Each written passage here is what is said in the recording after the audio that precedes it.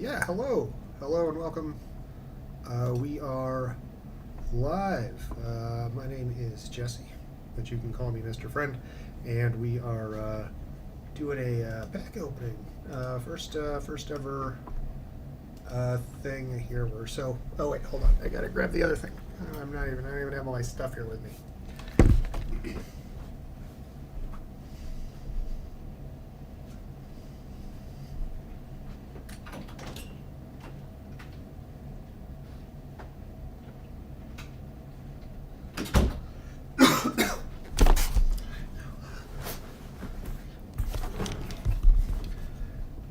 Yeah. Okay. Excuse me. Yes. Quite right. Phlegmatic person. Yeah. So. Oh, sorry, kitty. So yeah, we have exciting stuff going on. The Festival in a Box, Chicago, arrived today. So super exciting. We are going to be cracking this bad boy open on Monday night. So make sure to come back then for Magic Monday as we crack this thing open. Probably going to take all night. We may get some time to play, but mostly we're going to do the crack opening. And then some sort of there it goes off the table. So sort of as a dry run for this, we're going to do an Aether Drift bundle opening tonight. There it is. Yeah, we did the pre-release. So I pulled the tab here. What happened was in round 3 of the pre-release, me and my opponent had drawn, and I was going to win, so it gave me the pack, and I opened it, and it had a Radiant Lotus in it, which is great. And then I gave the rest of the cards to my opponent because, whatever. So then the judge came over, and he was supposed to collect. He goes, technically I'm supposed to collect the pack, but what are we supposed to do? We'd already opened it. So I did open this up and pull one of the packs out of the box and try to give it to the judge who works at the store that was running it, just because, whatever. And as a super, being a super nice guy that he is, and I don't know, I like to think maybe a little bit because I'm regular there. he just said, "No, don't worry about it. Just thank you for being honest and have a great night." So, great job, excellent judging. Yeah, right. So anyway, so that's why it's open, but none of this stuff is actually open. I haven't actually looked at any of this stuff yet. So so here, let's do it. I'm going to put the camera down at our mat here. We're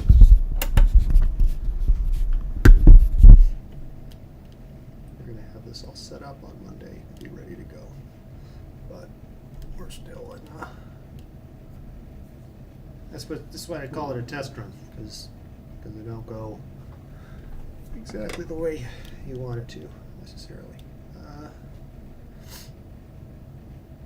come on. All right, here we go. We got it. We got it. We're getting there. All right. So here is the box. It is. It's nice. We got this. Get some more. See if I can get some more light here.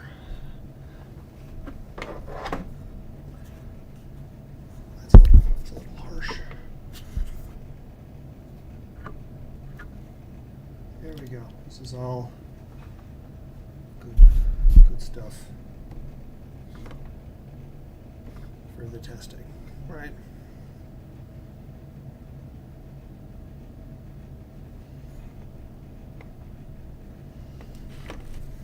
There. Okay, that looks pretty good. So yeah, here's the box. We got this cool tableau of the racers on the front there. Do we recognize these people? Some kind of goblin. Is that Winter? Was it from Aether or from Duskmorn? That would fit.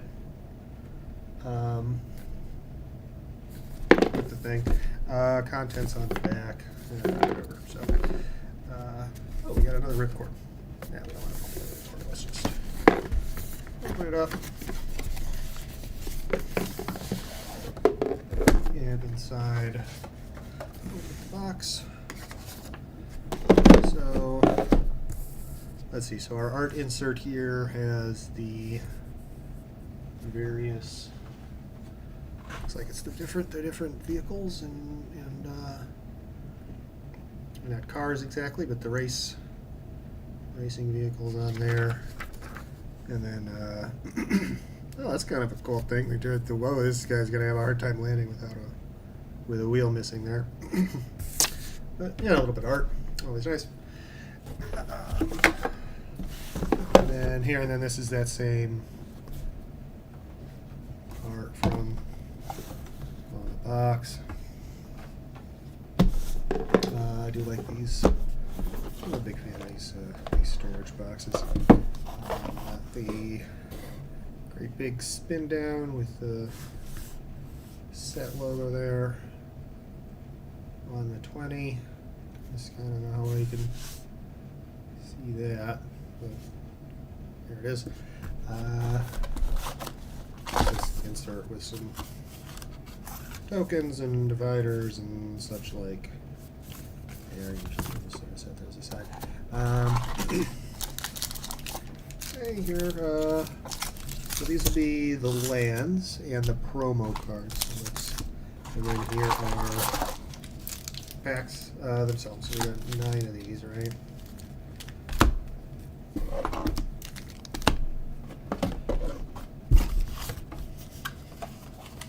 Set this stuff aside here.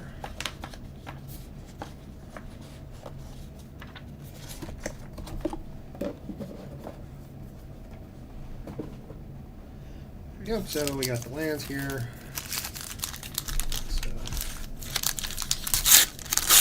Crack these open. Some good crack packing ASMR there, we hope. Okay, and then here's our promo is this alt art lumbering world wagon in foil. I got one of these played on me at the pre-release, and it was not a super duper effective card. It doesn't look like you can really read it from where you're at. We're gonna work on our focus here. On these others, okay, but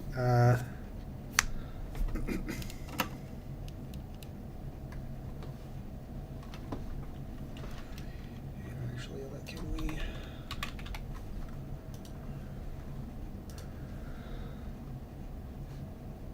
Can we do that right now? Camera's already in use. Yeah, I know, but.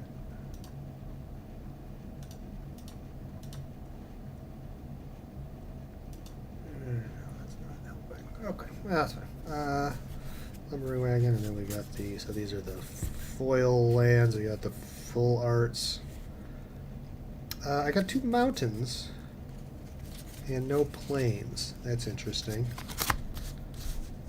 I gotta believe that's a that's a mispack. But we got the regular art planes here, and I like that. Was pretty good. That's funny.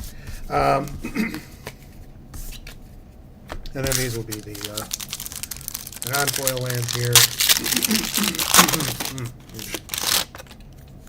Yeah, and there's okay. So we did get and here we got one of each, the full Ruberg, and there, and a couple of how to play cards. That's fun.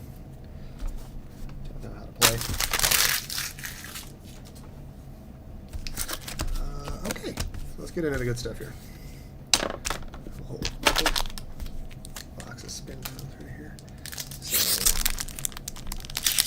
pack 1 of the real packs. Here we go.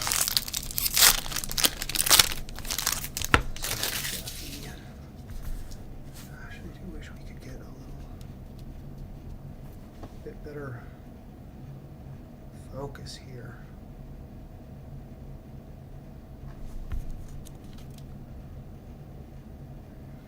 Is it a matter of if we hold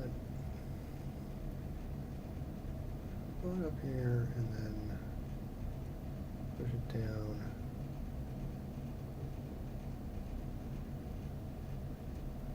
Sometimes that helps.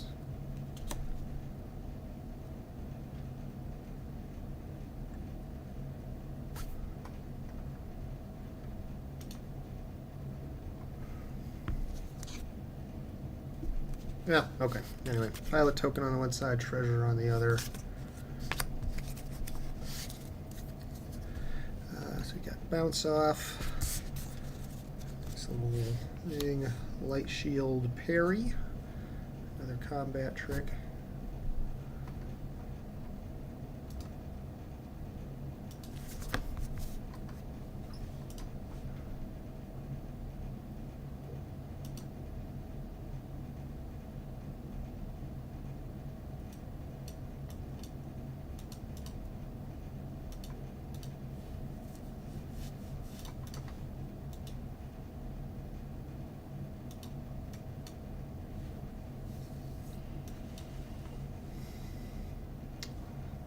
Let's see here. Okay, here we go.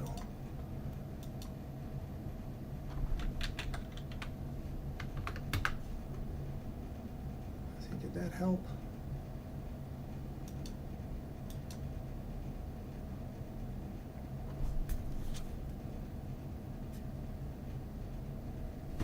Not really. Maybe we just need a new. Need a new camera, maybe.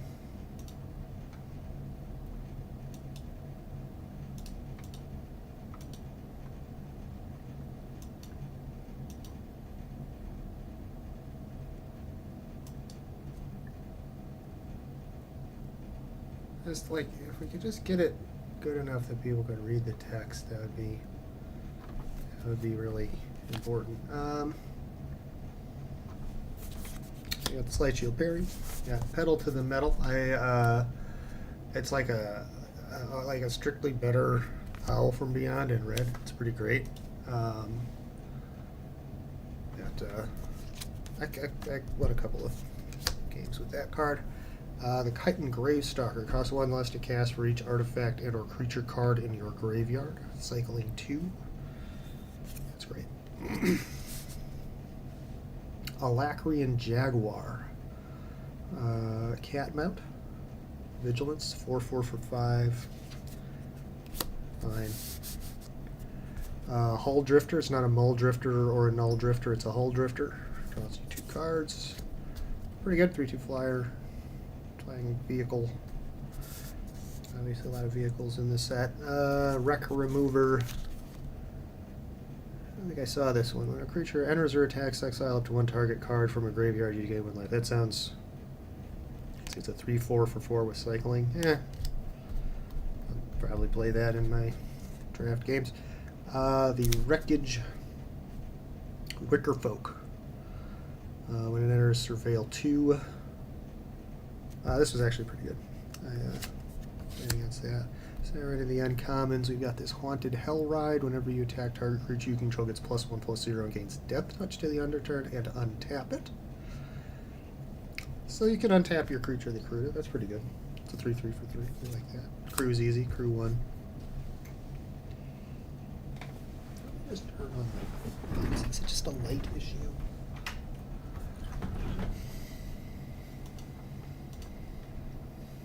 No, it doesn't really look like it. That's fine. Hey, why is this opening? That should not be happening. Okay, Racer Scoreboard.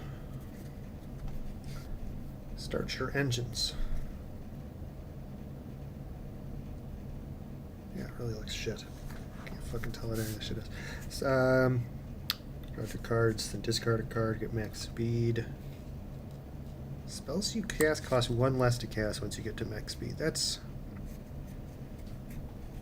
interesting.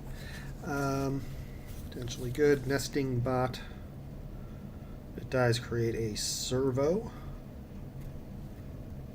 That's not the worst thing in the world. Matter of fact, Colodin, Triumph Caster. It's a 2/3 legendary human pilot for Boros mana. Mounts in vehicles you control have haste. Whenever a mount you control enters, it becomes saddled until the end of the turn. Whenever a vehicle you control enters, it becomes an artifact creature until the end of the turn. So your stuff comes in and can attack right away. That's pretty good. There were obviously there's a lot of mounts and vehicles in the format. So yeah. And then play. We'll put this over the other lands. So okay, fine. Not anything too mind blowing in there, but that's great. Okay, so you got a start your engines token. It's got the max speed on the flip side, so once you get to 4, you flip it in. There you go. Okay. Kick off celebrations. Do a little smoke here. Start your engines. When an enchantment enters, you may discard a card. If you do, draw 2 cards. Oh, so this is the new. I can never. Not Brotherhood End. That's the board of 3 mana artifact white, but the Bitter Rivalry. The new Bitter Rivalry.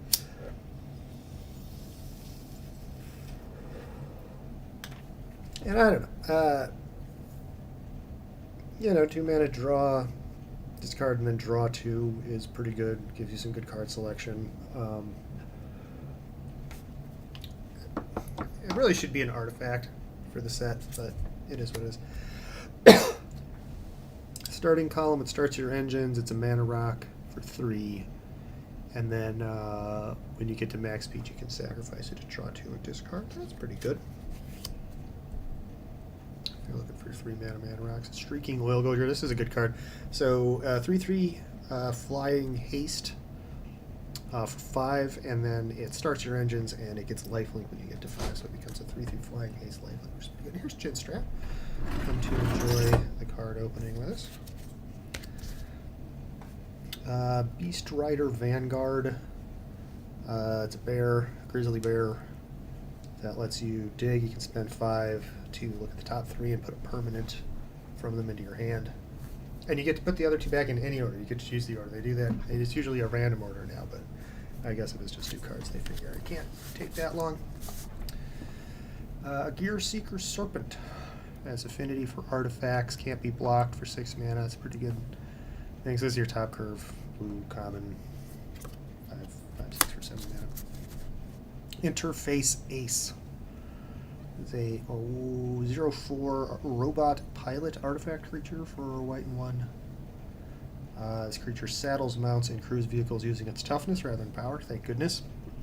And when it becomes tapped during your turn, untap it once per turn only. So, okay, so you can, I mean, and 4 is enough to crew, like any, I think, pretty sure any vehicle in existence, right? Or mount. So you can do 2 of them with this guy. I think this 0 tough, I mean, obviously this is a card for limited. Not going to see any competitive play, but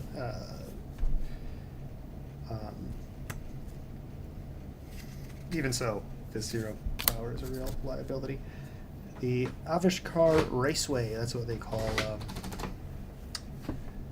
Kaladesh now, which is great. The Avishkar Raceway, you start your engines, taps for colorless, and at max speed, you can use it to loot. Or rummage rather, for 3 mana. Pretty shit. The Spike Shell Harrier, the good old blue shell. It's the only card that can slow people down. It's the blue shell. It's a Spike Shell Harrier. It's a 4/4 artifact creature, robot turtle for 5. And when it enters, return target creature or vehicle an opponent controls to its owner's hand. If that opponent's speed is greater than each other previous speed, if they're in the lead, reduce their speed by 1 to a minimum of 1. Yeah, again, it's the only card that reduces speed, and it's the turtle shell, and it can only hit the. It's just Mario Kart. It's a Mario Kart card. It's funny. It's fine. Nesting Bot. We've seen one of these again. Still pretty good.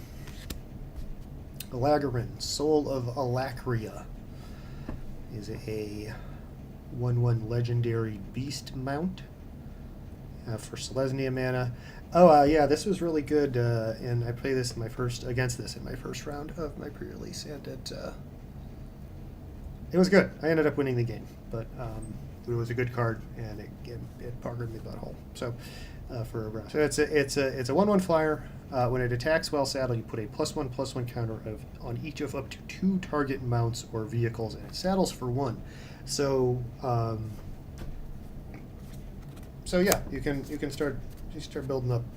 It gets counters right away, and it can get pretty big pretty fast. Pretty good card for limited. It's got the evasion. I like this. I suspect that this is going to end up being, well, I guess if it depends on how green white generally does, but pretty solid card. I'm guessing this is going to end up being a pretty good stats for the format. Fuel the Flames. 2 damage to each creature for 3. You can cycle it. It's a have you ever wanted a more expensive Pyroblast that you can cycle? Because now you have one. There it is. Mendicant Core Guide Light is a legendary artifact creature robot. More robots, always good. For Azorius mana, blue-white. Its power is equal to the number of artifacts you control. It starts your engines. And at max speed, whenever you cast an artifact spell, you can pay 1, and if you do, copy it. That's pretty cool. Yeah, that's really pretty cool. I like this. So this whole the whole start your engines mechanic. It was really fun in the pre-release. I don't really expect that it will be competitive. I think it's way too slow. It's kind of a win more mechanic. If you can get in 4 times to do damage to your opponent to get max speed, I guess 3 times on 3 separate turns, and you're probably winning anyway, right? So I don't know, but I've got this. We'll put it in a commander deck. Well, I've got a couple of commander decks that I could go into, and that'll be fun. I like this card. This is going to be cool. It's probably not competitive play, but good. And then and then we got for a foil, we got a plow through. Target creature you control fights a creature an opponent controls or destroy a vehicle for a green. Pretty good. A lot of vehicles. There's we'll probably open one. There's a 4 mana red spell that destroys vehicles or does 6 damage. That did pretty well for me. Killed there's a lot of big scary vehicles in the set, so if you can leave your people without a vehicle. And then we got a dual land. Love it the any set with a cycle of dual lands at common is okay with me.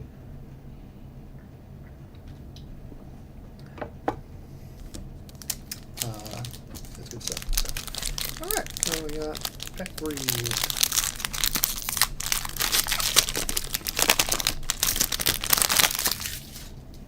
Okay, Lotus Guard Disciple. 2/2 flyer. When it enters, target creature vehicle gains lifelink and indestructible. Sure. Why not? Gilded Goda. It's a 2/2 horse mount.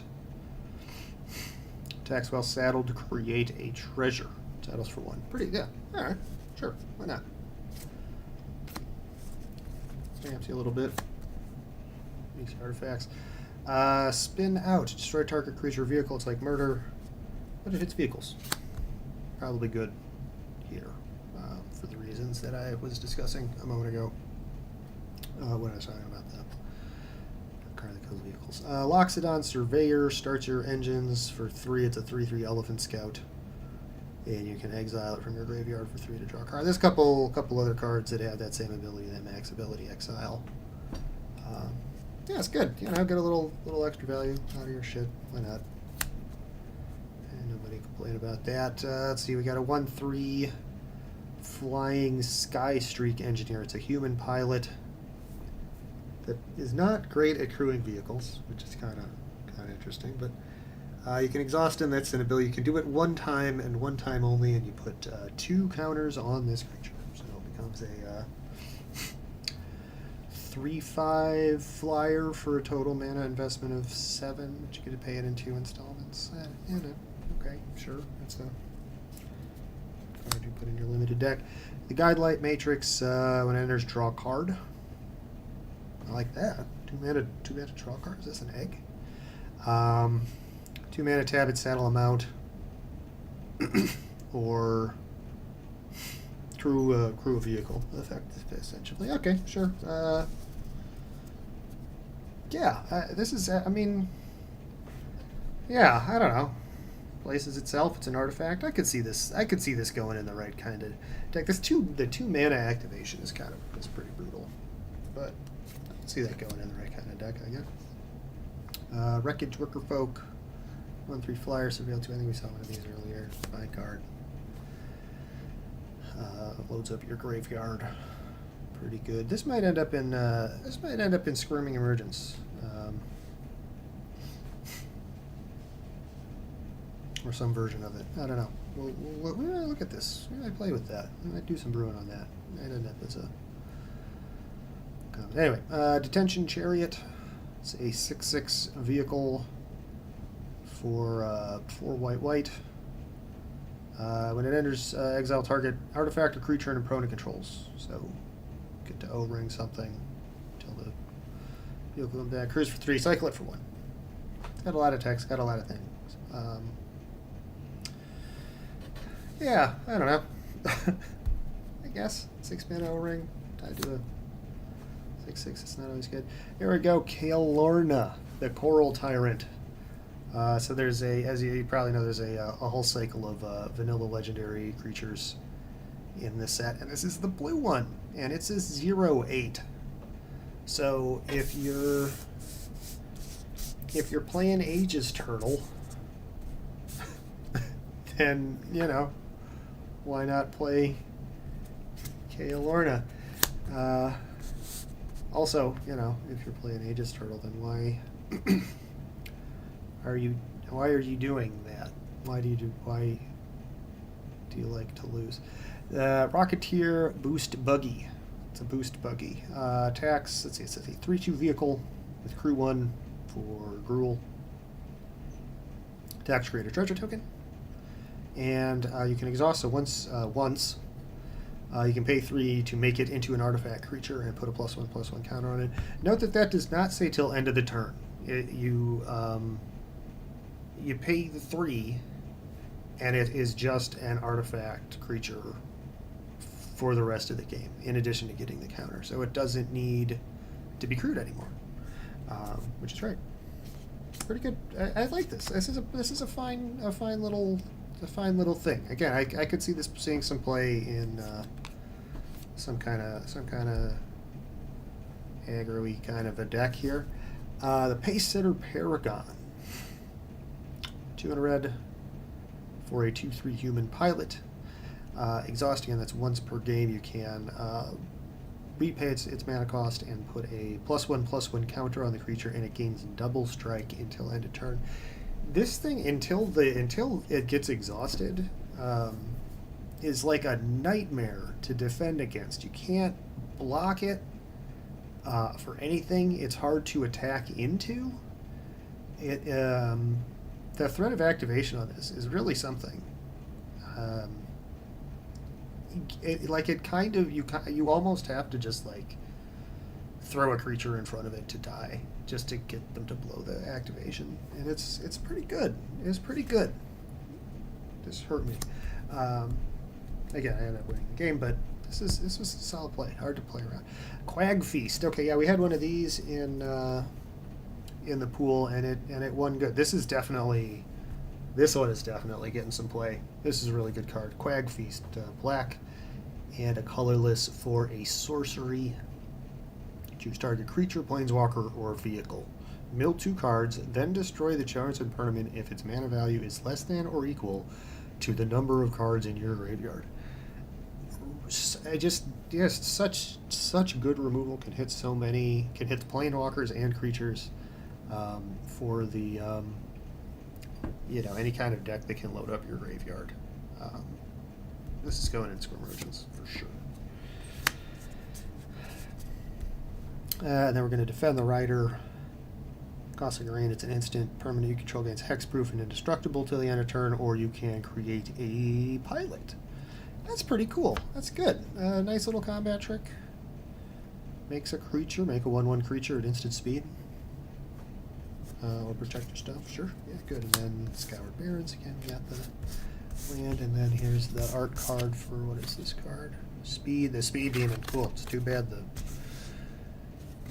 things all fucked up. So it's a good thing we're doing this, so I can get this fixed and get better resolution video for the mystery box. Alright, so we're a third of the way through.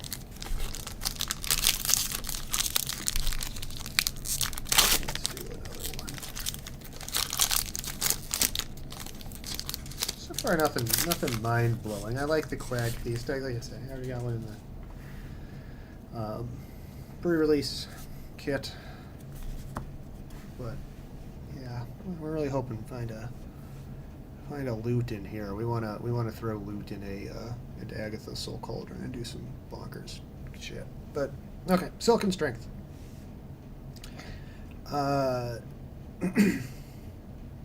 Enchant creature or vehicle with flash, costs a green and a colorless. When it enters, untap the enchanted permanent. The enchanted permanent gets +1/+2 and has reach. This is not a reprint, but it's very similar to a lot of cards that have been played. That's whatever. Green always has one of these things for limited set these days. Whatever. Skyspeak Engineer. We saw the Bright Field Glider. Is a 1/1 possum mount at common for a single white pip of mana. It's got vigilance, and when it attacks while saddled, it gets +1/+2 and gains flying. That's cute. Saddle it, becomes a flying squirrel. So it stacks as a 2/3 flyer if you saddle it with a 3-power creature. Yeah, I guess I could see that being, you want to fly in and hit for 2. Most of the time, I think, in most circumstances, you're better off just attacking with your 3 power and your 1/1 vigilance. But you need to push the last 2 damage with evasion. That's good. Lightning Strike. Probably end up always good old reliable Lightning Strike. 3 damage, 2 mana. It's not Lightning Bolt. You're not your big brother, but we can't all be one of the best cards ever. Maximum Overdrive, really excellent combat trick for the limited set. 2 mana black and a colorless. Put a +1/+1 counter on target creature. Give it death touch and indestructible in the turn. You know, just win combat. Win combat is what this says, and make your creature bigger for 2 mana. Love it. The Night Market. Enters tapped. Choose a color. Get a mana of the color, and you can cycle it. Mana fixing. Cycles. Yeah. Is that worth having a tap land? Probably not. Let's see, the Interface Ace, we still like him. If we need to crew a couple of vehicles on our turn. The Sheffet Archfiend. Was sort of lukewarm on including in my deck. Ended up winning me at least one game, and then when I drew it, by playing it, and then you know, if you draw it early, you just cycle it away. Draws you a card. It's great. And then when it enters, all other creatures get -2/-2 till end of turn. Will almost always hit at least one thing on your opponent's side of the board. You know, you got to be careful, of course, that it doesn't wipe you as well. But you know, because you get to control when it goes off. That's great. You know, you make an odd attack that your opponent blocks funny, and then you drop this and wipe the rest of their board and clean everything up, and you're in a solid position. Solid card. Worked good. Let's see. We got an Autarch Mammoth for 4 green. We got an Elephant Mount, a 5/5. Enters, and whenever it attacks while saddled, create a 3/3 green elephant creature token. Saddles for 5. So okay, so the Interface Ace won't saddle this alone, but when you're making tokens, you know, making tokens gives you a 3/3 every time you do it. So this is a 5/5 and a 3/3. So it's 8 power toughness spread across 2 bodies for 6 mana, which alone is pretty solid. And if you saddle it even one time and get a good attack in, then you're way ahead. This will bust open some games alone. We're gonna take this pretty highly, at least early on. Canyon Volter is a core pilot. Love the cores. The end core. Even before Nadu came along. Canyon Volter, one white for core pilot, 1/1, 3/1. No, 3/1. Whenever this creature saddles a mount or crews a vehicle during your main phase, that mount or vehicle gains flying until end of turn. Pretty good. You see that? You know, you get a couple of those, and you know that, and your Interface Ace will crew a mammoth and make it fly. And give you, yeah, sure, why not? Boom Scholar. It's a Goblin Advisor, 3/3 for 1 red and green. One of the signposts for the thing tells you that you should be playing exhaust abilities because it makes them cheaper to activate, and for 4 green red. You can exhaust him, and creatures and vehicles you control gain trample until end of the turn, and put 2 +1/+1 counters on the Boom Scholar, so he becomes a 5/5 trampler, and then everything else gets trampled as well. You know, sure. We'll have to see how good the exhaust thing is. There were a couple of cards that put up made some stuff, made me sweat. Never exhaust me all that much. Crypt Caller Chariot. Here's a 5/5 vehicle for 4. It has Menace. Whenever you discard 1 or more cards, create that many tapped 2/2 black zombie creature tokens, and it accrues for 2. That's okay. That's okay. You see there, put that and then drop that on something, and then start cycling or rummaging or looting or what have you, and you can make some zombies. Why not? Grimbauble, when this artifact enters, target creature and opponent control gets -2/-2 until the end of your turn. And for 1 black, it's an artifact. And when you, I love the art on this skull, the cow skull. And you can sacrifice it for some mana and surveil. Sure, very good, very good card.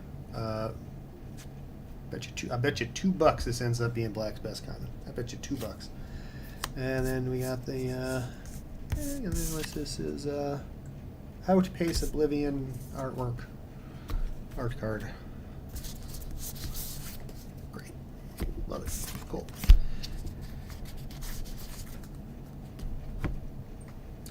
attacks in and 4 rares. Not doing amazing on our rates here, but got 5. So we're just, this is our middle pack. Okay. So you got a vehicle token and a Chandra Spark Hunter emblem token. Let's see, this Dairy Mechanic. Here's Mario. It looks like Mario. He's a 3/3 for 2 and white. He's a human artificer. You pay 4 mana, put a +1/+1 counter on a mount or a vehicle. So we got us a little bit of a mana sink here for late game. Just a few more bolts. Shark on your right, and we should be good to go. Is the flavor text. That's pretty good. Yeah, okay. Why not? Yeah, I like putting counters on things. Goblin Surveyor. There are at least 2 surveyors, maybe more. Let's go back. Let's go check to see if we got. Yeah, we got a blue surveyor, didn't we? No, is that an engineer? I think that was an engineer.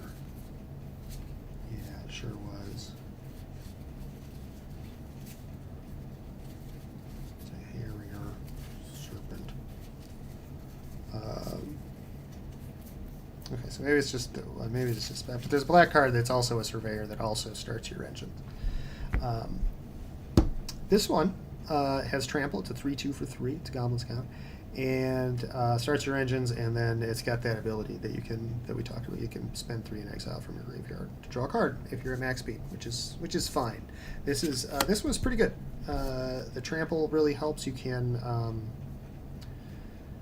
attack with it and trample and hit your opponent and increase your speed, and then it dies, and then you exile it and draw a card, and it replaces itself eventually. And it's great. It's fine. Better than the one that didn't have trample. Grim Javelineer is a human warrior, a 3/2 human warrior for 2 and a black. When you attack target, attacking creature gets +1/+0 until end of turn. When that creature dies, surveil 1. Very good. I like this. This did well for me.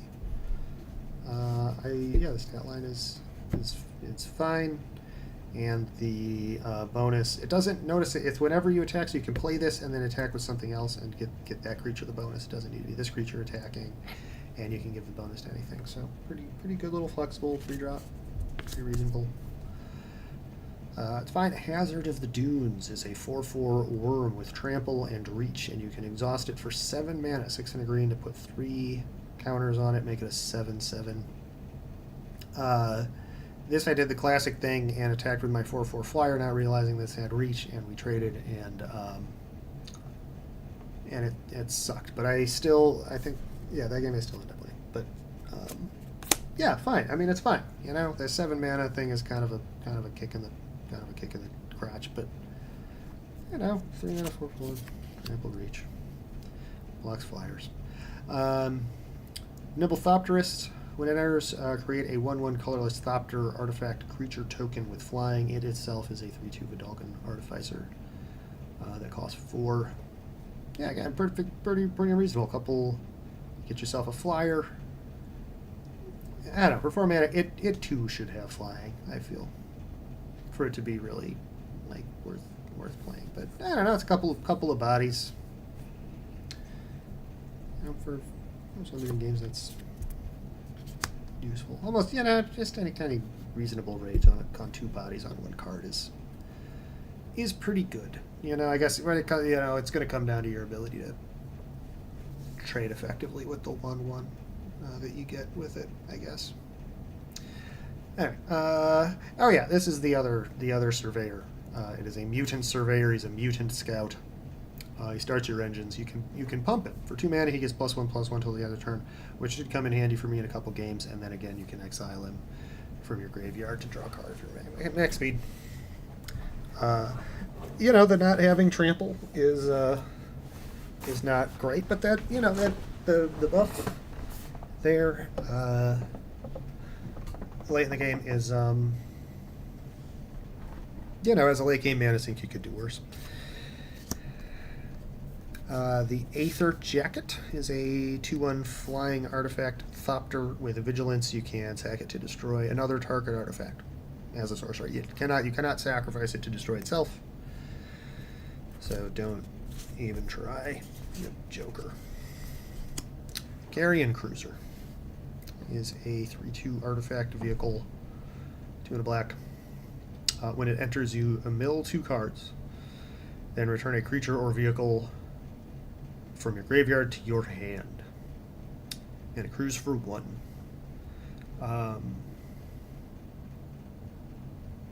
Sure. Yeah, sure. Fills your graveyard. Cruise easily. The frequency with which they make crew 1 cards, or just sort of their general tendency to like push down crew costs, is helping vehicles not to be so bad. It's still not like outstanding, but I mean it's a body, sort of. It's a half a body. I don't know. It's not a body. No, that doesn't make sense. It buffs a creature and brings something back from your yard. It doesn't need to be. You can bring the thing you bring back. Doesn't need to be one from the. You don't need to have milled it. So you can. I don't know. Whatever. It's fine. Fuel the Flames. Yeah. Again, we got this more expensive Pyroclasm. Memory Guardian. It's a 3/4 flyer for 5. But it has affinity for artifacts, so if you've got a lot of artifacts, it could be a pretty good bargain. The Dune Drifter. Plus white, black, X. It is a vehicle, 3/3 vehicle. When it enters, return target artifact or creature card mana value X or less from your graveyard to the battlefield, and it cruises for 2. Huh. Okay. Yeah, sure. Reanimate something, bring something back. Yeah, so like compared to the Carrion Cruiser, you know, we got the pure black version versus sort of the Orzhov version. Yeah, why not? It's okay. Wax and Shape Thief. Oh, we got the clone. Nice. 4/4. No, it's a 4 mana, 3 and a blue. Shapeshifter with Flash. May have it enter as a copy of an artifact or creature you control. And it cycles.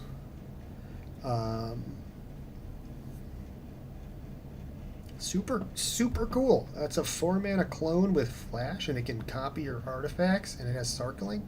Fuck yes, please, yes. Sign me the fuck up. I am here for this. This is a cool card. I'm gonna have fun with this. We like this. Yeah, big time, big fan of the Wax and Shape Thief. And we got foil. We got the Sheffet Archfiend, who's fine, and then Windscarred Crag. Love it. Super good. Oh, and here comes Mimic with the raid.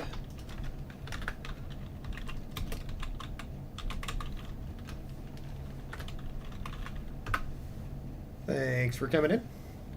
In comes Mimic. Great to have you. Thanks for coming. We're opening packs of Aether Drift. They just came out. This is the first day you can buy them. We did the thing, so we're doing. Hold on, it fell off the table.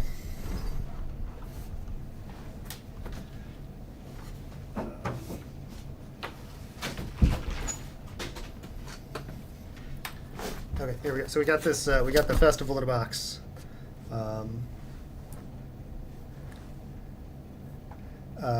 That we're going to open up on Monday during Magic Monday. So be back here at 11 o'clock Eastern on Monday to watch us do that. But we're doing a test run with the thing here with the Aether Drift booster, the brand new cards.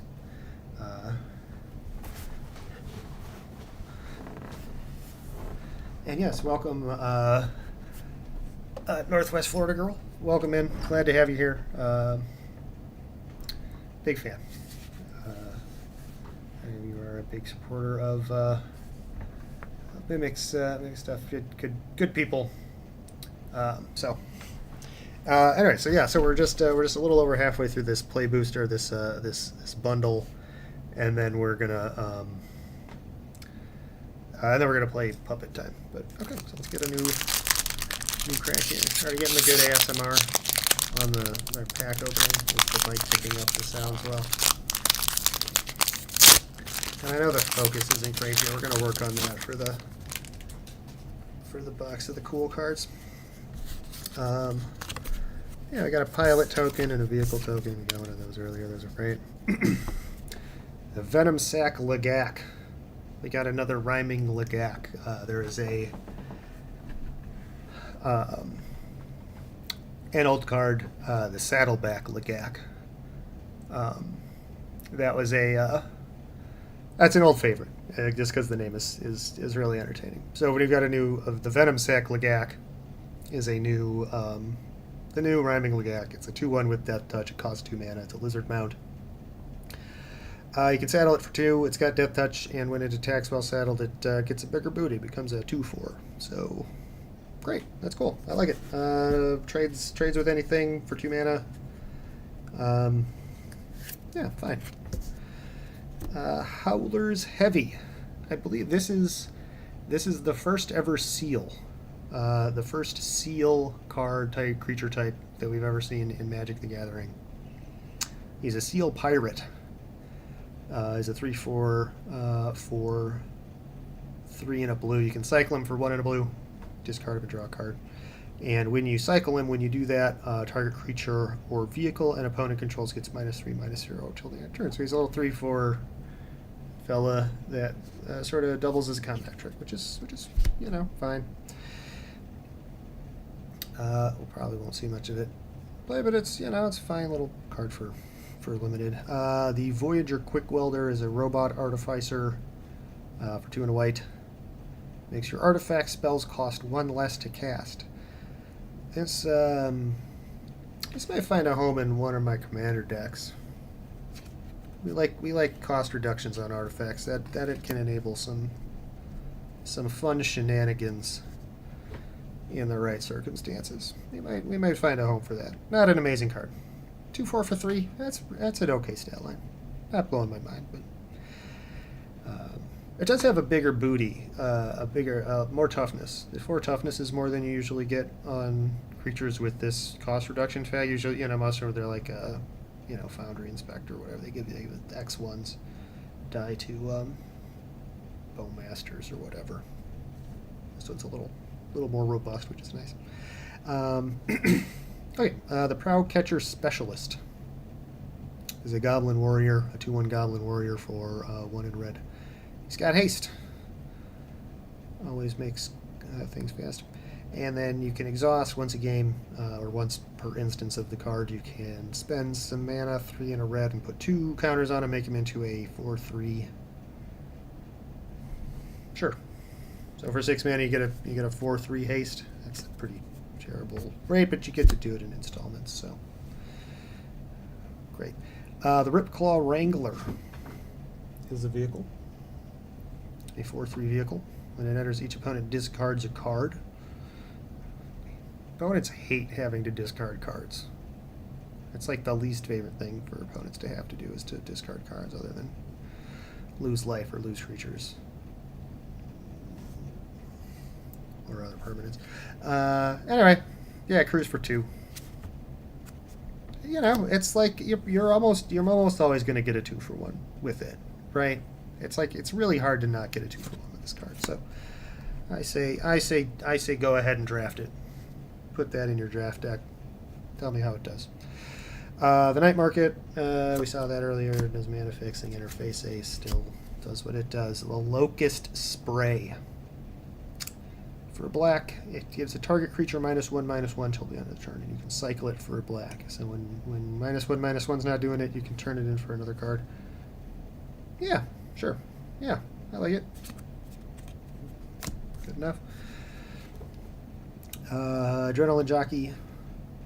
It's a 3/3 Minotaur pilot for red and 2 colorless.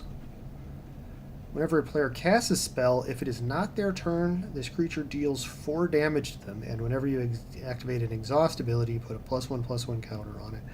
So, fuck off with your control deck. Quit counter spelling my stuff. Take 4 damage instead. quit responding at the end of my turn. Take 4 damage. Well, not instead, but in addition. Play on your own turn, jerk. Then Embalmed Descendant is a 1/2 zombie for 1 white-black. Starts your engines. Your engine, if you have no speed, you go to 1. Comes with a 2/2 black zombie creature token. And at max speed, whenever a creature control dies, each opponent loses 1 life and you gain 1 life. So in the longer matchups there, you can grind out some advantage if you get to max speed. It seems really dirtily. I'm not gonna lie, that seems really dirtily, even for even for limited. That seems like a lot of squeeze for not a lot of juice. Well, we'll see. The Marshal's Path Cruiser is a 6/5 artifact vehicle for 3 colorless mana. 6/5 for 3 colorless. That's a hell of a rate, huh? When it enters, search your library for a basic land, reveal it, and put it into your hand, and then shuffle. And then for Wooburg, you can make it into a creature and put 2+1/+1 counters on it. And again, that's not till end of turn. It permanently stays a creature. Becomes a great big 8/7 that had found you a land previously. Oh, here we go. We like this guy. This guy is cool. This is one of the fun cards we wanted to play with out of the set.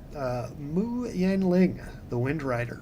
For 2 blue, you get yourself a 2/4 legendary human wizard pilot. Hey, welcome, Maester Termy. Welcome in. Thank you for the follow earlier. And if you caught the follow from the shout out in Mimic's feed earlier, really appreciate it. Really glad to have you here. We're opening packs of Magic cards, and the focus is not great, which is too bad because some of these have really good art on them. We're gonna work on it and get that problem solved by Monday when we open up the festival in a box. But anyway, yeah, I mean they don't. Ever since day one, they do not skimp. Yeah, I try not to be. Mimic always says that I'm a friend to all and an enemy to none, which is not technically true. I am an enemy to anyone that wants to be a jerk. But if you're cool, then we can be cool. That's my motto. If you're cool, we can be cool. Anyway, so you got Mu Yangling, the Wind Rider. Here is a 2/4 legendary human wizard pilot. When it enters, you get a 2/3 colorless artifact vehicle token. You get this token. She comes with her own little Akira bike, which is dope, even though she's pictured on a boat. Your vehicles have flying, and whenever one or more creatures you control with flying deal combat damage to a player, draw a card. And that last one that's the ability that we came for. Well, thank you, Mimic. I appreciate that. And does it do harm to like destroy evil? That's hard to, let's not noodle that one. We're getting philosophical tonight because it's late. So anyway, Boolean Link, gonna draw me a bunch of cards off my flying creatures. It's gonna be great. We're gonna have a blast. Pit Automaton is an artifact creature construct, 2 mana. It's a 0/4 with Defender. You can tap to add colorless, spending that mana only to activate abilities, and you can spend 2 mana and tap it. And when you next activate an exhaust ability, copy it, and you get new targets for the copy. That's kind of, I don't understand.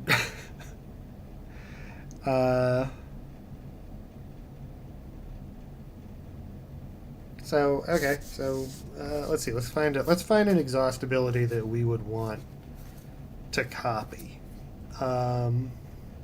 Okay, sure. So put 2+1/+1 counters on a creature. Sure, I guess I would like another copy of that for 2 mana. Right? I don't know. It's not like... I'm not like getting super horny over it or anything, but...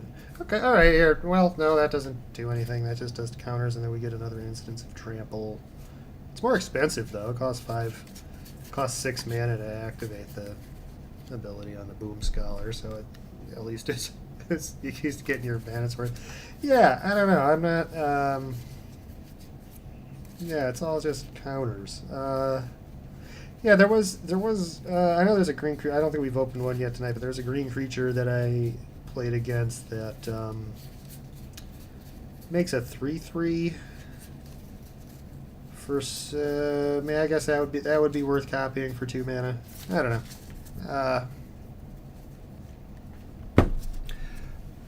Pit Automaton. Not making my dick super hard. Jungle Hollow. Yeah, love this cycle of dual lands. And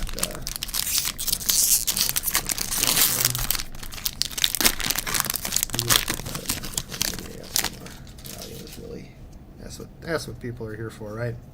Or is it awful? Does it just crush your speakers?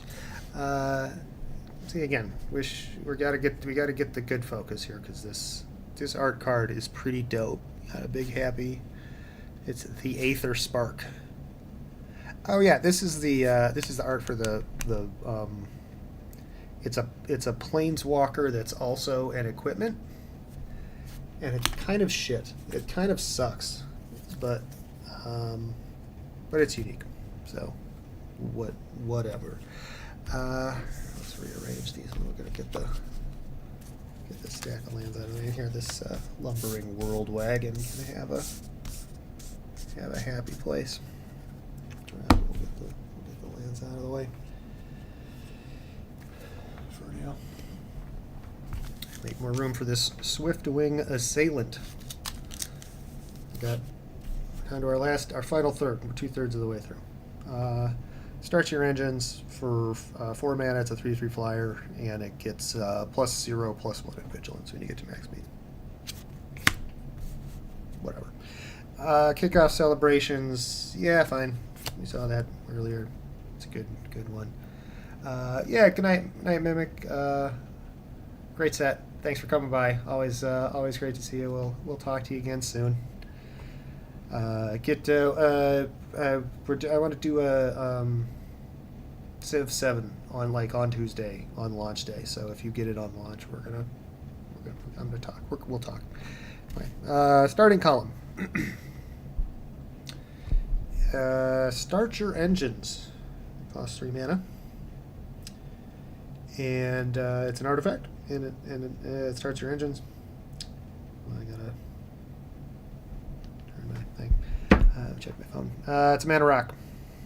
Oh yeah, we saw one of these earlier. It's fine. 3 mana rock, whatever. Streaking Oil Gorger. Again, we saw this guy earlier. He's good. He's fine. The Beast Rider Vanguard. Yeah, you got it. We'll dig late. Here we go. Migrating Ketradon. It's a 6/6 dinosaur. For 4 green. He's got reach.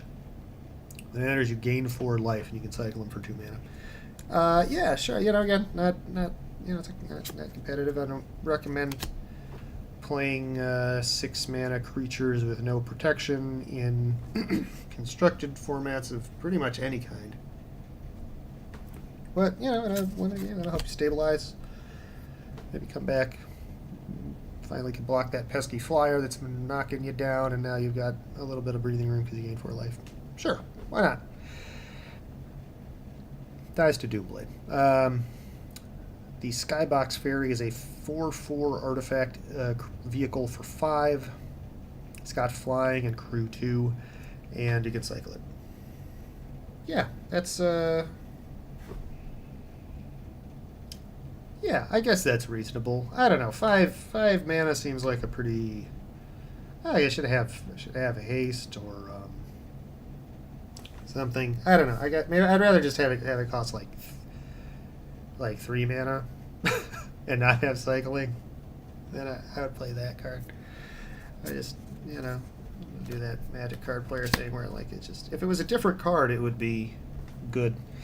The Glory Heath Lynx is a cat mount for 1 and a white. It's a 2/3 with a lifelink. That's pretty good. All right, you got my attention. When it attacks while saddled, search your library for a basic plains, reveal it, put it in your hand, and shuffle it in saddles for 2. Okay, yeah, I think I'm here for this. I bet we can... I don't know, is the mount deck, like, going to be legit now? If so, it won't be because of this card, but, that's fine. I'm here for it. The Wild Roads is a... Okay, so there's a whole cycle of these, and they all do the same thing. They just make different colors. Enters tap unless you control a mount or vehicle. This one adds green mana, and you can pay mana and sacrifice it to make a 1/1 pilot that crews as though it had 2 greater power. Yeah, if this mount and vehicle deck is legit, then it'll be because of cards like Wild Roads will be really good in it, but I doubt that will happen. We'll see. Endrider Spike Spitter is a 3/4 human mercenary. Costs 3 and a red. It's got reach and it starts your engines. And at max speed at the beginning of your upkeep, exile the top card of your library. You can play that turn. Yeah, alright. Okay, sure. Yeah, it gives me, once I get to max speed, I get, it's got this, again, you kind of see it, the missile, shooting a missile.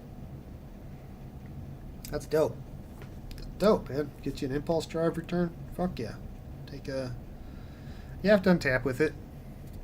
Not a given, but, in a limited... I mean, this is a tough body to attack through in a limited environment. And that card advantage, that will, you get 1 extra card off of this guy to replace him, and you're in good shape. Spell Pierce, classic. Counter target non-creature spell unless its controller pays 2 mana, or it's blue. Won a lot of games with this spell, lost a lot of games to this spell. Had this spell sit in my hand as a dead card in a lot of games, and I wish it was just a counter spell, or you're gonna, quelch, or whatever. Not quelch, cancel, but... Spell Pierce. Spell Pierce is in the set. And here we go. Radiant Lotus. This card, we actually already got one of these. So, I mentioned earlier that there's a pre-release tonight. And in round 3, me and the opponent had a draw. We ran out of time. So it was a draw. The match was a draw. But I was gonna win if it had gone to 6 turns. If I had gotten 1 extra turn, I would have killed my opponent and won the game. So he says, "Here you go. Open this. Take the prize back. Open up." And it had a Radiant Lotus in it. And then right after that, the judge came over and said, "Well, in a draw, I'm supposed to take the pack back." And we said, "Well, it's already open, dude." And so we have 2 Radiant Lotuses. It's a 6 mana artifact. And you can tap it and sacrifice 1 or more artifacts to choose a color, and target player adds 3 mana of the chosen color for each artifact sacrificed this way.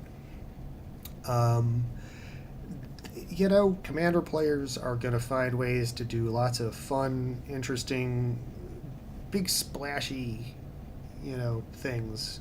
They're just going to Johnny Combo player the fuck out of this card. Even at Mythic Rare, I don't recommend playing 6 mana artifacts that don't affect the board in most constructed formats. But it's whatever. It's fun. It's a combo piece. It's aspirational. I don't know. Maybe it'll find a home somewhere. Some kind of broken combo deck somewhere. Maybe we'll figure it out. We'll put the hive mind. We'll put the brains on it. We'll go to it. Anyway, Goblin Surveyor. We've seen him before. He's fine. And then we got this. Oh, I like this. Yeah, it's like a. I really like this island. This is cool. Great. Okay, but yeah, we're still. I'll say we're excited about the Radiant Lotus. This is one of the chase cards because because Commander players play a lot of this. Yeah, that's a $30 card. I'm gonna sell one of them tomorrow. Anybody want to buy a Radiant Lotus? Okay. Next guy. We have 2 left.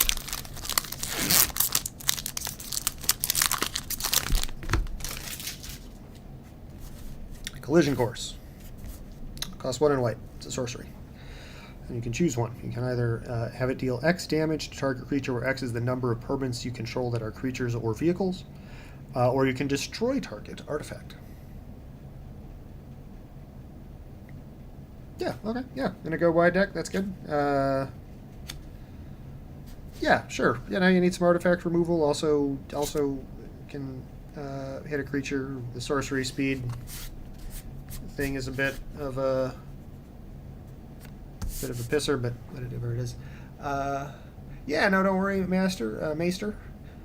Thank you for coming by. Go get some rest. It's getting late. We may not actually make it to Dodgy Pub at time, but yeah, come back again anytime. Again, really appreciate the follow and having you by. We're gonna Sunday at 11 o'clock Eastern. We're playing the Thaumaturge, continue our Thaumaturge playthrough, and then on Monday at that time, 11 Eastern, we'll do the opening of the Festival in a Box, the fancy cards. So hope to see you there. All right, next up we got the Clamorous Ironclad. It's a 6/3 artifact vehicle for 4 and or 3 and a red, 4 mana total. It's got Menace and it crews for 3 and it has cycling. This was Final Fantasy. Yes, is that Final Fantasy or Fantasy Football? If it's Final Fantasy, I am into it. If it's Fantasy Football, then not for several years. Final Fantasy, yes. I am into Final Fantasy. I haven't. I am looking forward to the new one, and then are you? Because the next Magic set is going to be Final Fantasy themed. It's Universes Beyond Final Fantasy, so that's going to be dope. But we'll do some Final Fantasy. Yeah, we'll do lots of Final Fantasy talk. I could talk for a long time about that. But anyway, next time, get some sleep. We'll talk to you later, man. Anyway, the Clamorous Ironclad. This was the 24th card in my 23 card non-land card. It ended up getting cut from my deck. You know, I went 4-0, so I'm not sad that I cut it. 6/3 Menace for 4 is good. The crew cost is big, but that's a big enough stat line that it's going to be worth it most of the time. Unlike that other, what was it, like a 4/4 that crews for 3. Like, so what? Risky shortcut. Draw 2 cards. Each player loses 2 life. Usually this card makes just you lose 2 life. So this is good. This is fine. It's sorcery, which is a drag, but card advantage. We like that. The Pothole Mole is a 2/3 mole. That costs 2 and a green. When it enters, mill 3 cards, and you may return a land card from your graveyard to your hand. We have the Farmer that does this exact same thing, right? So I guess redundancy on this effect that nobody really wants. Great. The Keen Buccaneer is an octopus pirate. I love saying that. String of words in a row. Octopus. It's an octopus pirate. It costs a blue and 2 colorless mana. It has vigilance. You can exhaust for 1 and a blue to draw a card and then discard a card and put a counter on it, and it's a 2/3. So it becomes a 3/4, and you get to loot. Sure, we'll take it. The Avishkar Raceway, we see in this one. It's fine. It's land, back speed lets you rummage. The Wreck Remover again is pretty fine. Does a little bit of graveyard hate. Did we do this one? I don't know if we actually saw this. Maybe I think it's something else. It's a 3/4 for 4. When it enters attacks, you exile a card from a graveyard and you lose. And you gain a life, and it can cycle for 2. So it's fine. It's fine. You know, some graveyard attack, graveyard removal, graveyard interaction for your limited environment. Tune up. We're going to tune it on up now. For 3 and a white.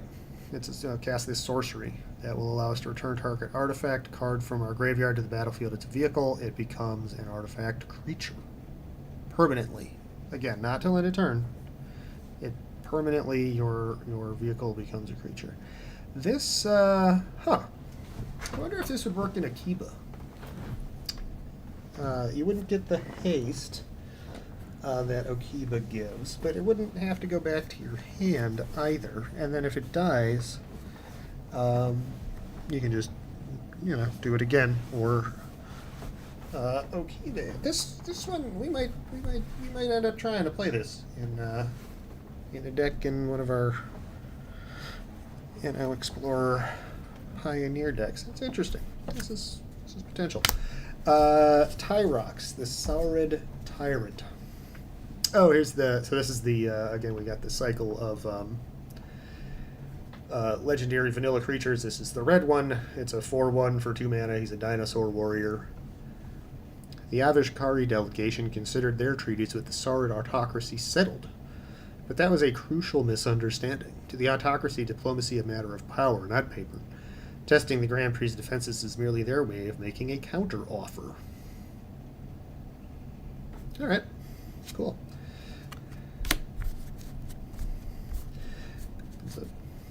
It's got flavor text.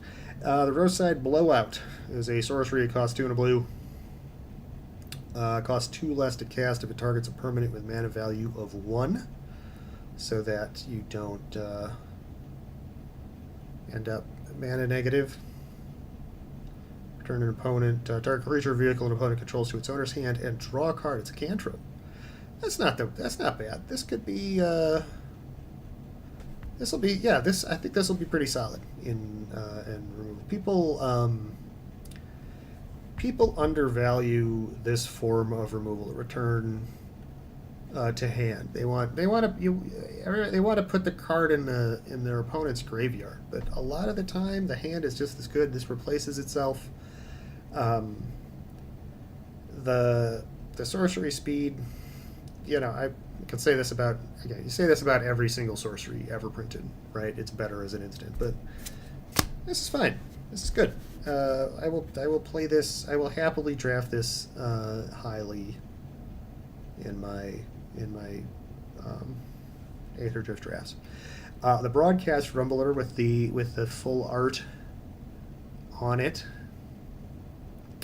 is pretty funky looking. I like this. It's a 5/4 for 4 and white. It's a vehicle. When it enters, you make a Thopter, 1/1 colorless Thopter artifact creature with flying, and it's crew 1, so the Thopter can crew the big 5/4. So that's cool, and it's cool looking. It's okay,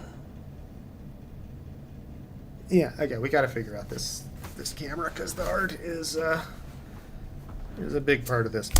Oh, burn out Bastronaut in the cool full art alternate art. This is a cool pull. We are happy about this one. Is this one? We're gonna look this one up.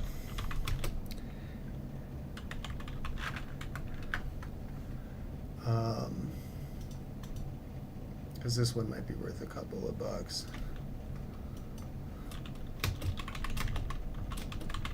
Be better, of course, if it wasn't. Oh no, just a couple of bucks. Yeah, $1.50. No way.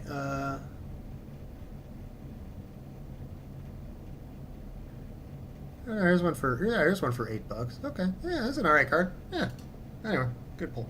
It's a 1/1 Goblin Warrior with Menace for 1. It starts your engines, and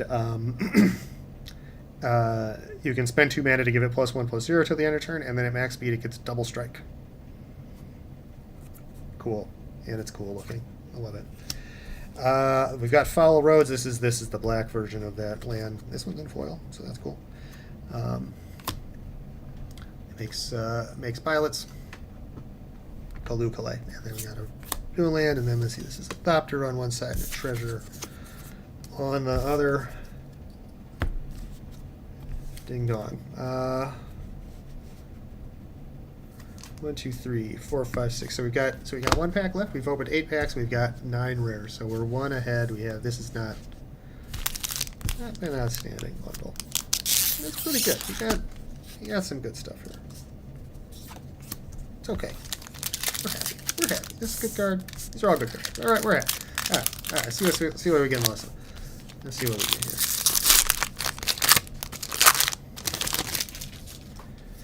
Start your engines. And again, you flip it over and there your max. It's great.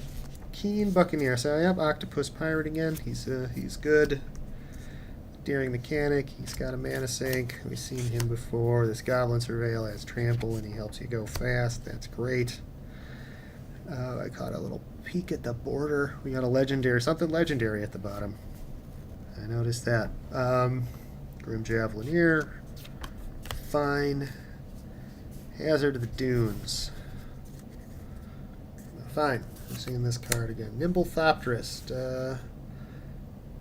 Yeah, we've seen him, and he should fly too, I think. Oh yeah, the Ticket Tortoise. I really like this Ticket Tortoise. He is a turtle, a 3/1 defender, artifact creature turtle for 2 mana, and when he enters, if an opponent controls more lands than you, make a treasure token. Help you catch up on mana a little bit. And he's cute. I like turtles. He's not good. I just like him. I don't know why. I don't even know why. He's just cool. It's just a really 3/1 defender. Fuck it. Yeah, just an interesting design. I just like it. Racer Scoreboard we've seen. Makes your stuff cheaper. Nesting robot. It's pretty cool. Again, mounts and saddles get counters. Perilous Snare. Oh yeah, I had one of these in my pre-release. Didn't play it because I was in red-black. I keep promising myself I'm not going to play Rakdos at these pre-releases, and then I do it every single time. All right, yeah, it's got poor loot in a cage here. It starts your engines, and when it enters, it's an artifact, and when it enters, you exile target non-land permanent opponent controls until it leaves the battlefield. And at max speed, you put a +1/+1 counter on target creature or vehicle you control, activating as a sorcery. Pretty good. It's an O-ring. It's an artifact, not enchant, but it's an Oblivion ring that buffs your creatures in the late game, and that's fine. The Bleachbone Verge. I like these verges. So this is the black one. It makes black, and then if you control plains or a swamp, it makes white. Great. Cool. Yeah. It doesn't complete the cycle technically. There could be 20 of them. We could make one that does white and then makes black if you control a plains or a swamp. We have like one cycle of them, and we could do the other cycle. But it's still cool. I'm glad that we have these. I think they're cool and fun, and I like them. And then here's our legendary that we were looking for. This is cool. A foil Gonti Knight Minister. We had Gonti in our pre-release pool. He did great. He was great. He is a 3/4 Aetherborn Rogue for 2 and 2 black. Whenever a player casts a spell they don't own, that player creates a treasure token. And whenever a creature deals combat damage to one of your opponents, listen, this is the the commander friendly wording on this. It gets me because it just adds so many words to what is a pretty simple effect. Whenever a creature deals combat damage to one of your opponents, its controller looks at the top card of that opponent's library and exiles it face down. They may play that card for as long as it remains exiled. Mana of any type can be spent to cast a spell this way. So you just get to Gonti them, right? You get to steal their card. Interestingly enough, and I could be wrong. If we have any judges watching, correct me on this. But I believe that with this wording here, so you get to look at it when you take it and then exile it face down. And I'm pretty sure that after that you don't get to look at it anymore. You're not allowed to look at it until you until you play it. I could be wrong. Somebody correct me if I'm wrong. Um, and then Swift Water Cliffs is a game land. It's in Easy Colors. It's great. So okay, so we kind of made it up there on that last pack. These are all three of these really good. I love the foil Gonti is outstanding. I know you can't see the art too good, but can we see the how good can we see the foiling on there? Yeah, we can see the foiling pretty good. Yeah, fucking A. Gonti is the shit, dog. Fucking A right. So there it is.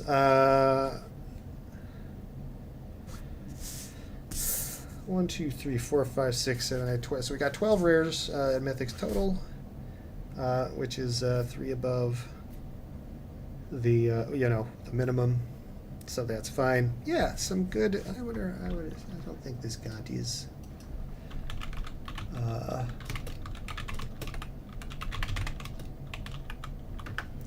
super duper going for a lot of money. Yeah, a couple bucks. We're yawning, but still, that's cool. The yellow one, the Pokemon one, is going for like 20. Anyway, so yeah, pretty happy with this. I like to buy the bundles. I like the boxes, the display boxes, the storage boxes that come in, and all stuff. So yeah, overall pretty good, pretty happy. I'm just gonna leave them out. Leave them out. Why not? It's fun. It's good. Good times. And there we go. So let's kind of take a short break, reset the stream, get things set up, and then we'll do a little bit of Dodgy Puppet before bed here. I like to get a couple of attempts in. So here we go. I'm gonna put us into go to bed mode, and we'll be right back. Just a couple minutes.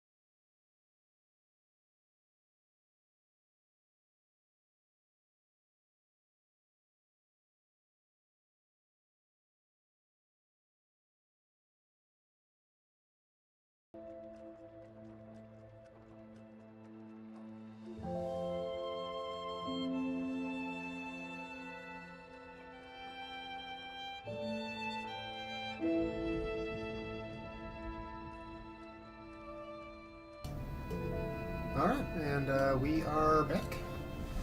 Dodgy puppet time, baby. Let's do it.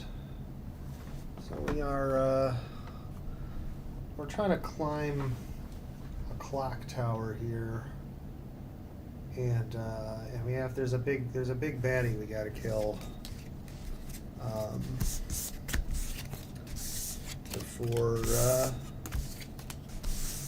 Before we can advance, I think. Pretty sure that we can't go no farther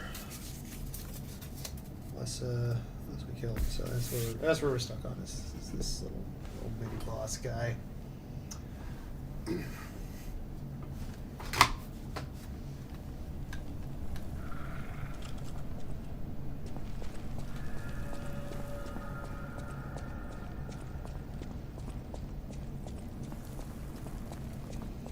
I don't remember leaving off exactly there,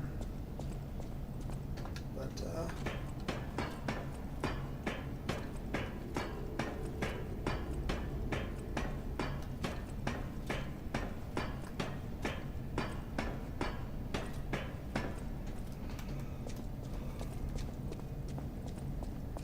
ooh, sleepy. It's getting late.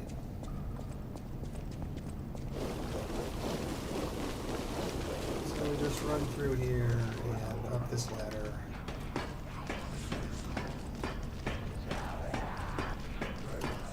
Let's see, is that shit on the bottom of it, does that go away or is that permanent?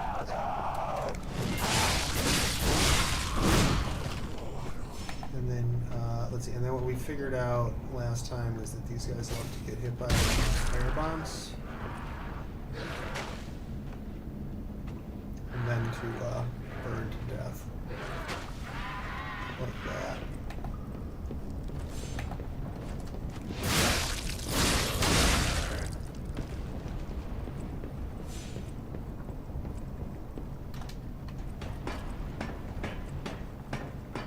Love that ladder fall.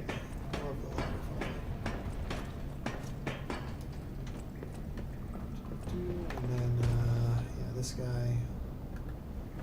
Also, oh fuck, what's the?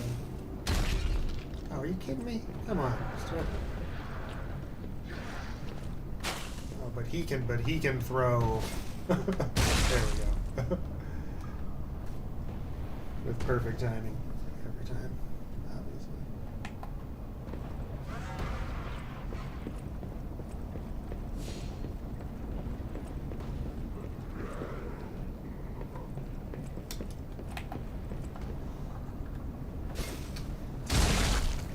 That's our last firebomb, but they will, if we fail, they will respawn for us. We'll respawn with our, so that's good and fine.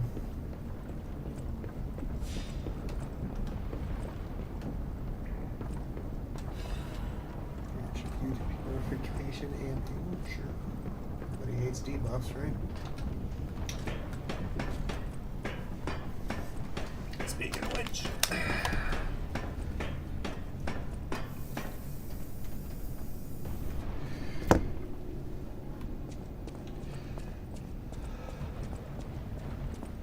oh yeah, this is where we have to avoid the giant rolly ball of doom.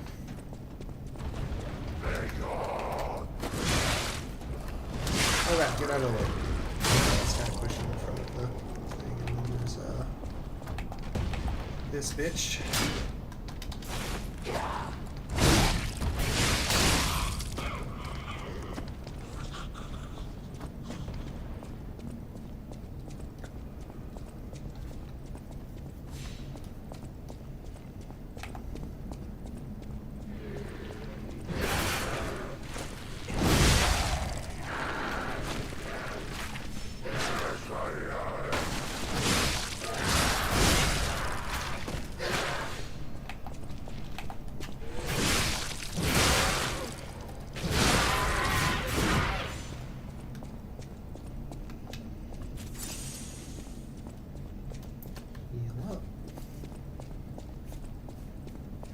again. I think we're just about to that to the. Oh yeah. Okay. Here. So how do we do that again? You run and yeah. Okay. Right. So we run. Do a little hop. Do a little hop. And then we run. And do a little hop. Okay. We didn't need to do a second little hop, but. Oh yeah, and then there was a thing there, but we got it, and then yeah, and then this is, and there was a thing up here, and we got it, right?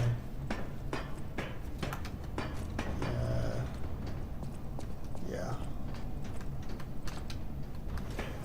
And then through here is the little mini boss guy we're fucking with. So we gotta grab this.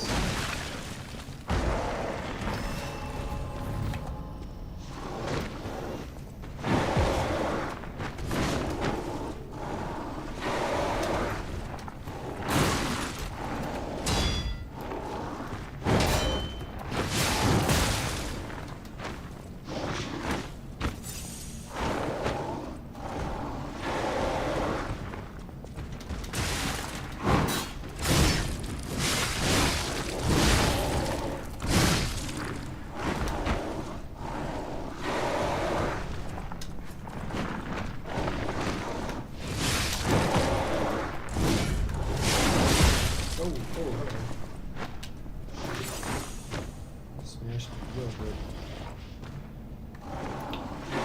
Block a lot of this stuff.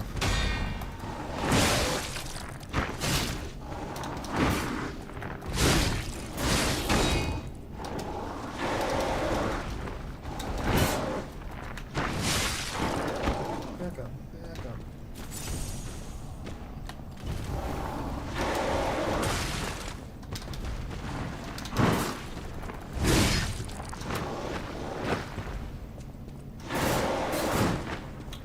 Seen him do that before.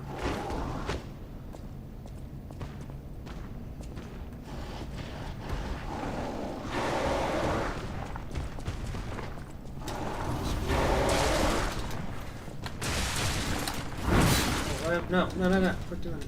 Oh, damn it, I did a block.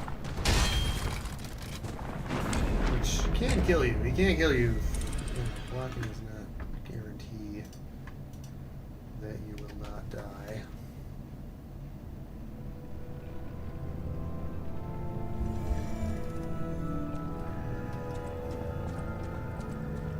That was pretty good first attempt to get into the swing of it. I believe that is.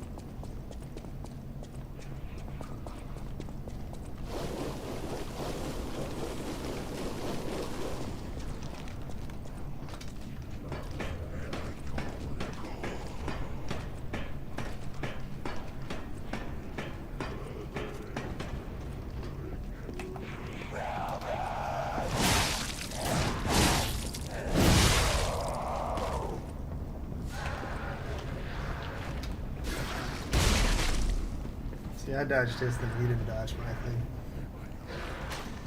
And that's why he's burning to death, and I am not. Or, acid or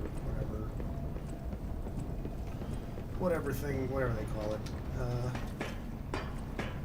Corrosive, is that it?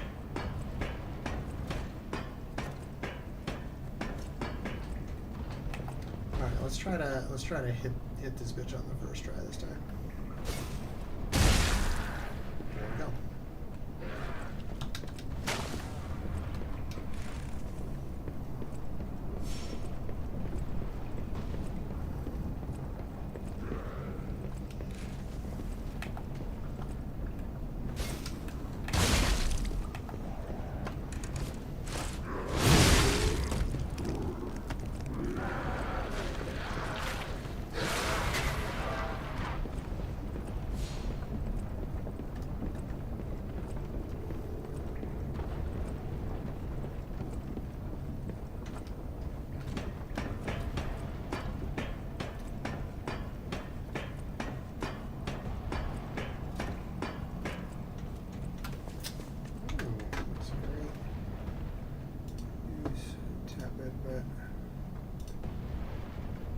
afraid I am only interested in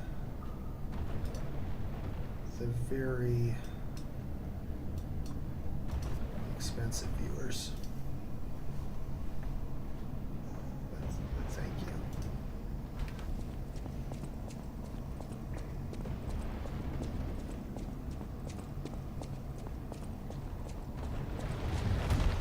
Oh, don't get smashed. Oh, you got smashed, dude. What the hell? Told you not to do that.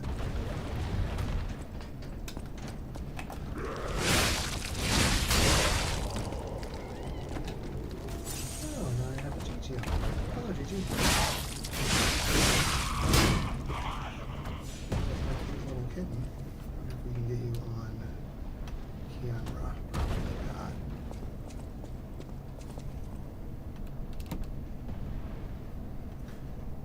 Kind of. Gigi, are you a little kitten? Yeah, there she is. Hey, baby.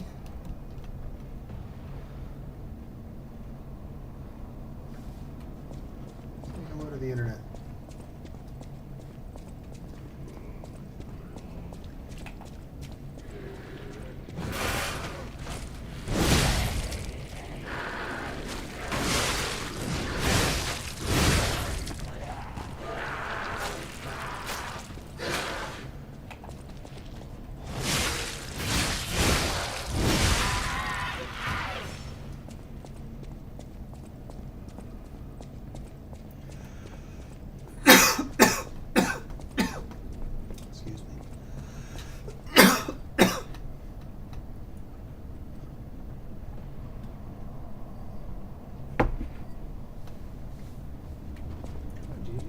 Down there, baby.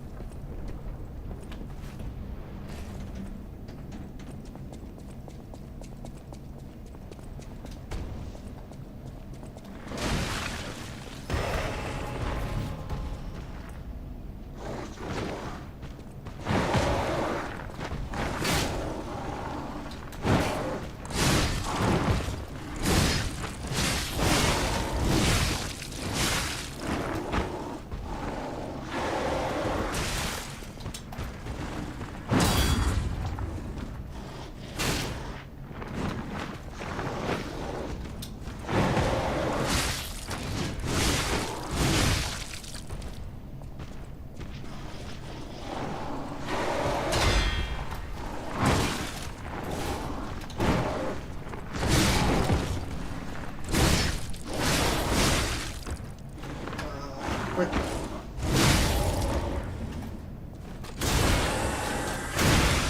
There we go. That's pretty good.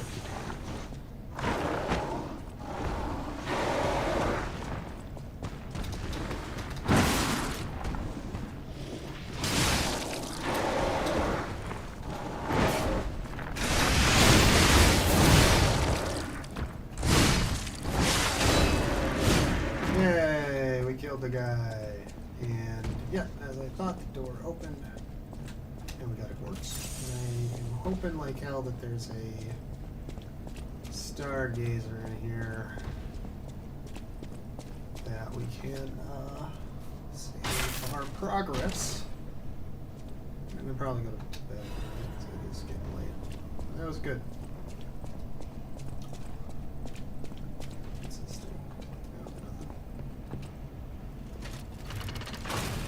Cross and flat box can expend and complete a supply shot. Okay, we'll have to do that. Gigi, you're a little squidget. So Gigi here is a little squidget. She's very frightened of people other than me or my wife. Even though she doesn't need to be.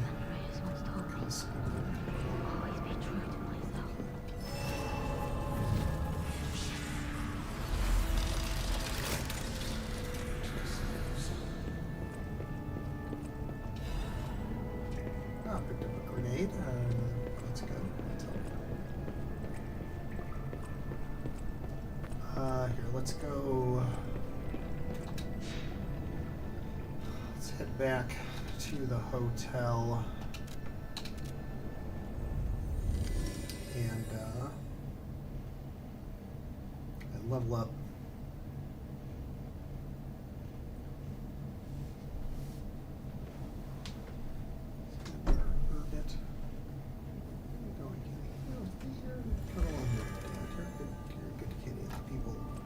Okay, well, there goes the cat. It's okay. I'll use my power to help you.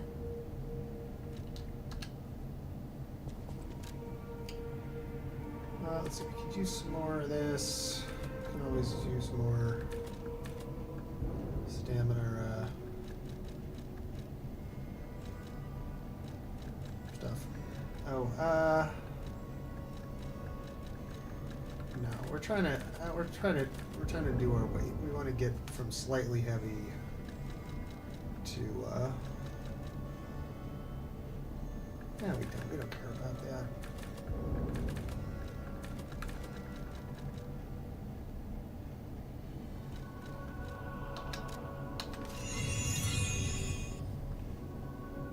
Let's see, it costs 3,400 per next level.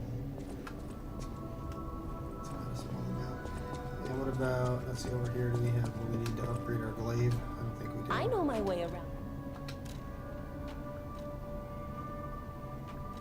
We do not. We can't upgrade our thing. What about here? Yeah, we can. Yeah, let's add this nativity crank to our thing. That's good.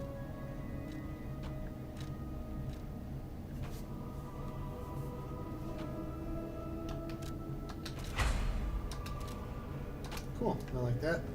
And let's see, can we do over here again?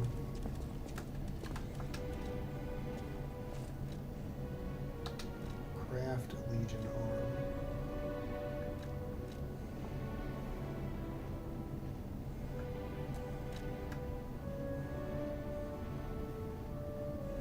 Motion sensing landmine. Sticky acid. That's pretty cool. Block enemy attacks with your left arm. Falconize. Oh, okay, we don't have enough Legion plug. And we don't have a high. Okay, so we can't do anything with that right now. Okay, cool.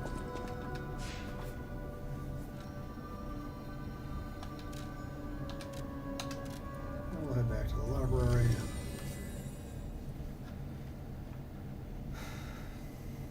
We'll look around a little bit. Telephone is considered a new culture in craft.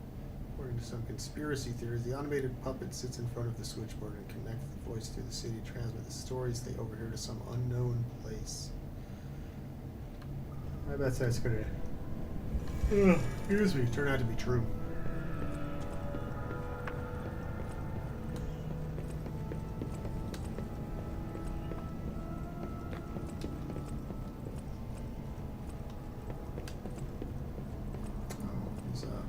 I'm surprised to see who's, well, alive. Oh, where are my manners? I'm Cecile, and I serve the Archbishop. I'm the only one left. Even the Archbishop is gone? Who do you Everyone's serve? dead. He's dead. From the petrification disease, or from the monsters. I didn't die. But my heart breaks more each day. Can you do me a kindness? Bring me the holy mark from the Archbishop's quarters. The Archbishop was a true saint. He was my savior. If I write his words into my heart, maybe it'll give me the strength to carry on. I can't die. But perhaps this can help me live again. Please, bring me the holy mark as quickly as you can.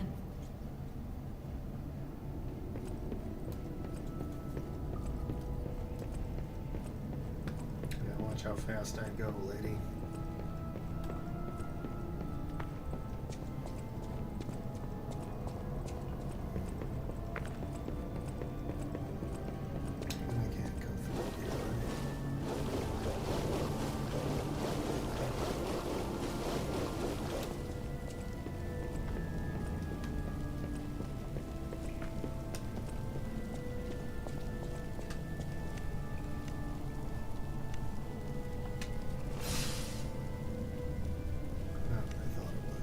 What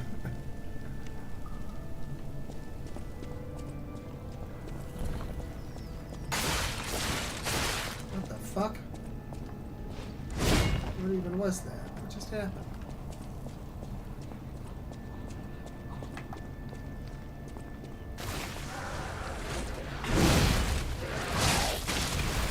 What the shit?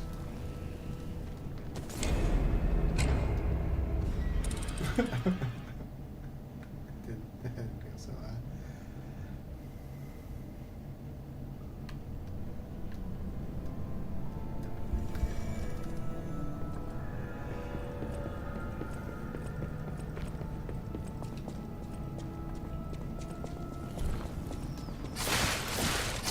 Oh, I see. There's darts. What did I step on something that did that? Is there like a tripwire or something?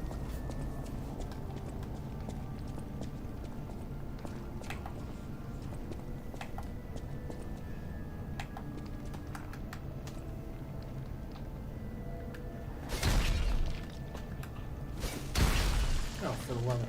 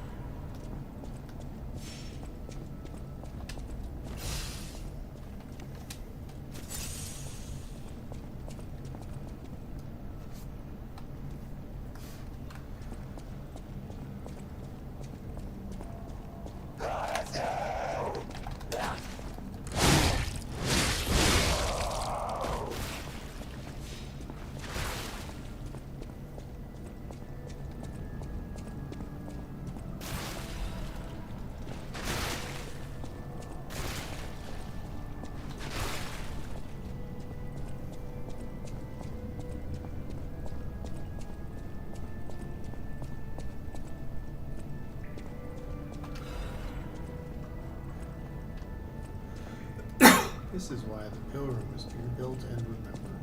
Pilgrims, something.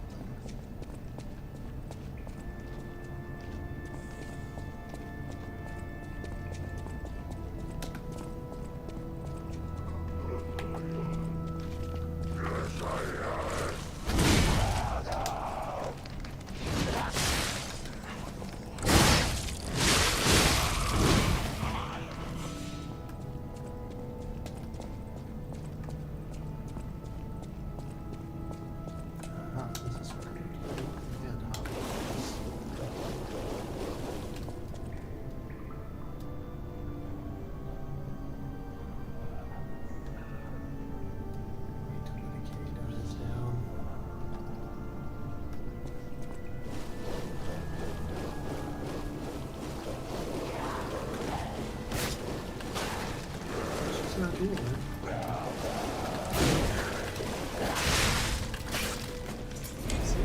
It's like hurts bad. All right. Well, anyway, I think that's good for tonight. That was a good time. But yeah, we didn't do a whole lot of puppet time. But that's okay. We did the magic card stuff, which was super fun. So we'll be back Sunday at 10 Central, 11 Eastern for Thaumaturge, and then on Monday for the box. So we're looking forward to that. So thank you everyone for stopping by. Don't forget to hit that follow button and come back and watch us again soon. There's only one other person, so I am not gonna bother rating out. But yeah, thanks for stopping by.